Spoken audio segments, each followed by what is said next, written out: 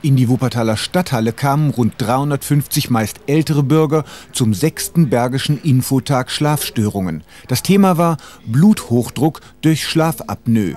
In einem Saal referierten Spezialisten über Schlaflabors, Selbsthilfegruppen und alternative Behandlungsmethoden. Gleichzeitig stellten 15 gewerbliche Aussteller Hilfsmittel wie Zahnspangen und Atemmasken vor, die Menschen mit Schlafstörungen helfen sollen. Veranstalter war der in Wuppertal ansässige Verein Schlafapnoe, der bundesweit mit Ärzten und Krankenkassen zusammenarbeitet.